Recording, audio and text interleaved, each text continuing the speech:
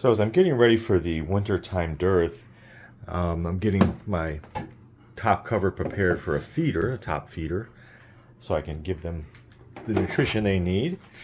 And I put my feeder on.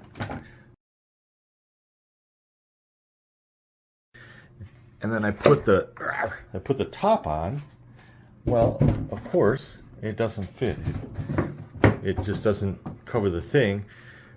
And I know most people take and put an empty super on top of this.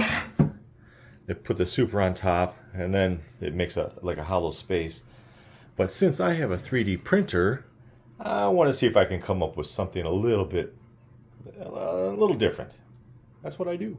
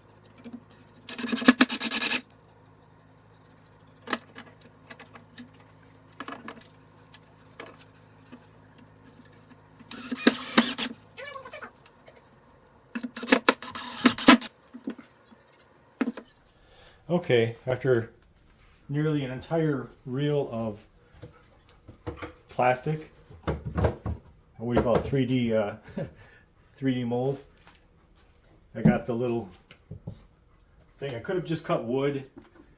Here's how the feeder will fit. Pour the syrup water in, and then hopefully my measurements were correct. And let's see. It worked. Yay. Okay, next time I'll just cut wood.